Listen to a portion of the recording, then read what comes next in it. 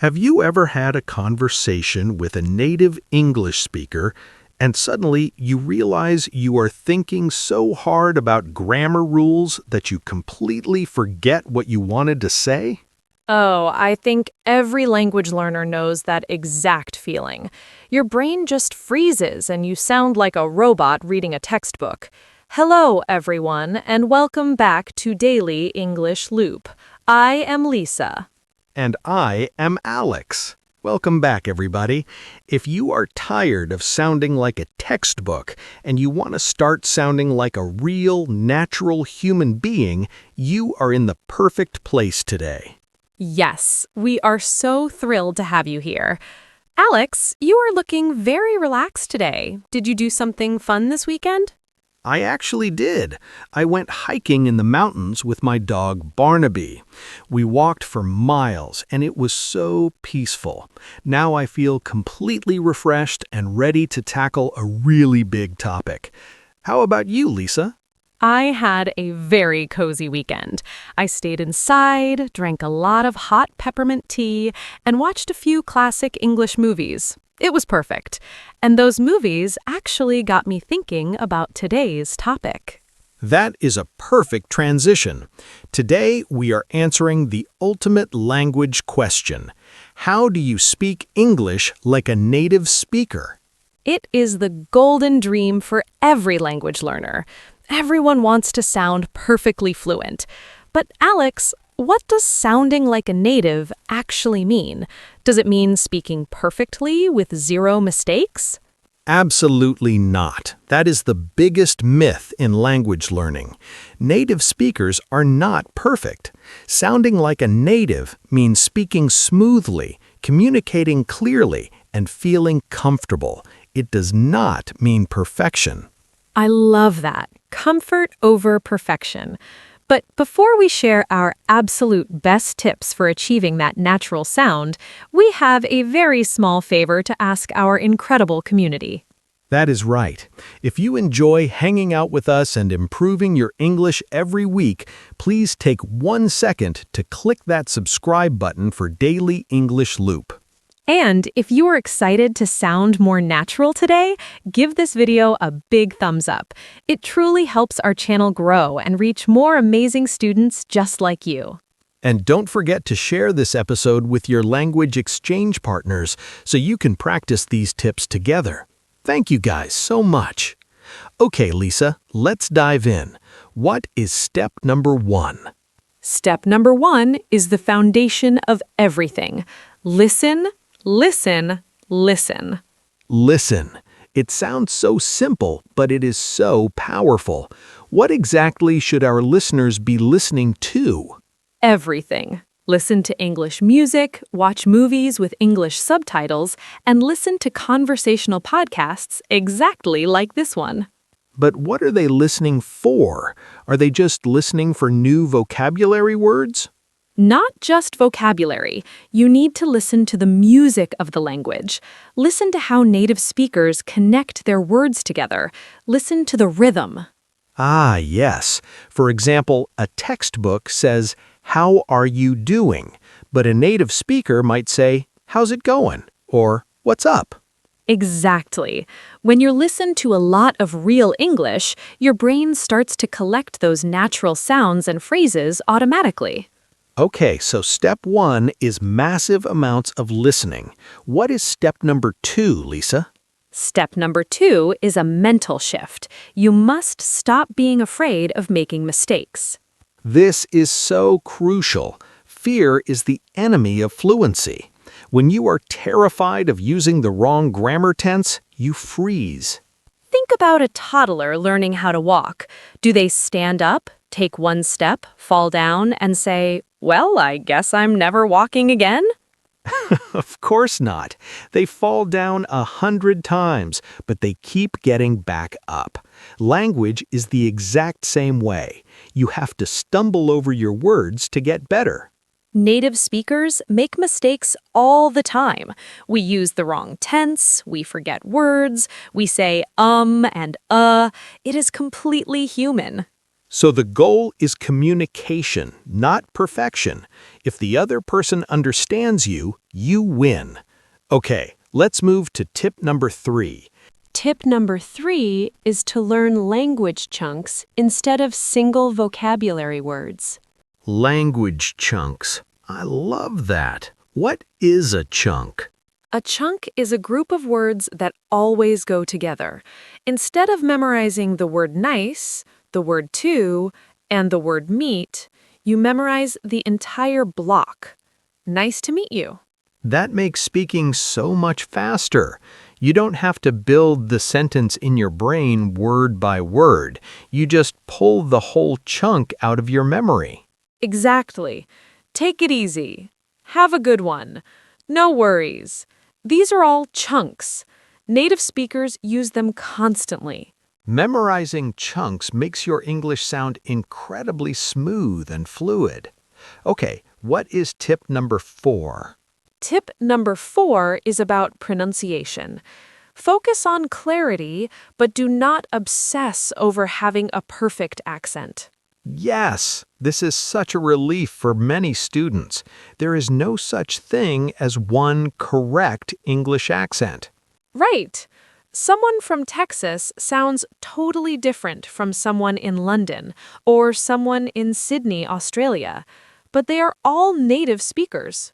Your personal accent is a beautiful part of your identity.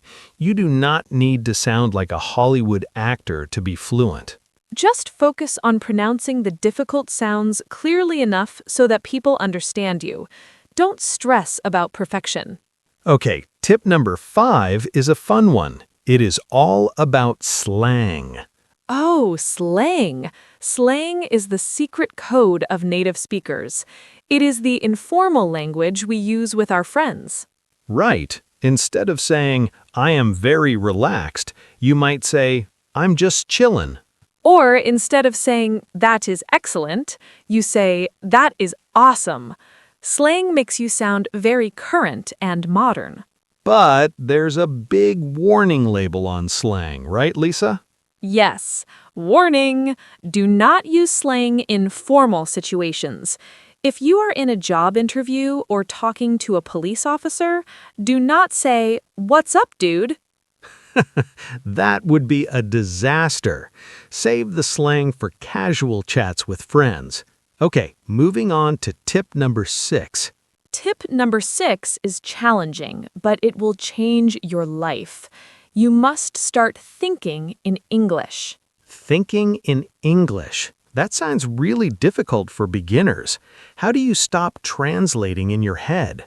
You have to start very small. When you are walking around your house, don't think of the word in your native language first.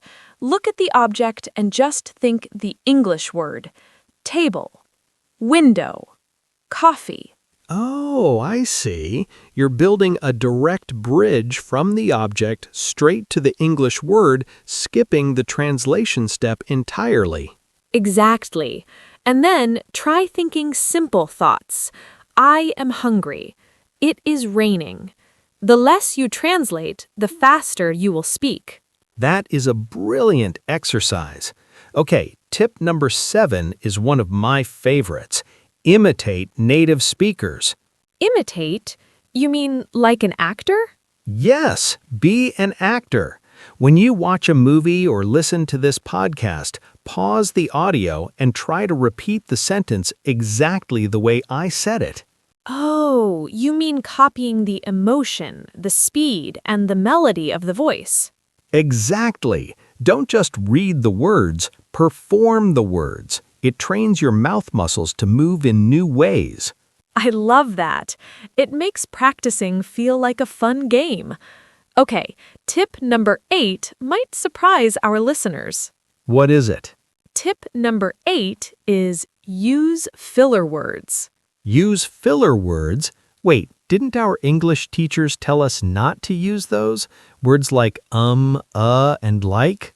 In formal writing, yes, avoid them. But in spoken English, native speakers use them constantly. It's true. If you speak for 5 minutes with 0 pauses and 0 ums, you actually sound like a robot.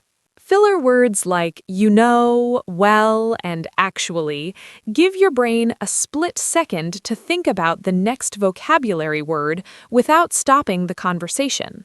They make you sound authentic and human. Just don't use them in every single sentence. Right. Use them naturally. Okay, Alex, what is tip number 9? Tip number 9 is a fantastic solo practice technique. Read out loud. Read out loud, not just silently in your head?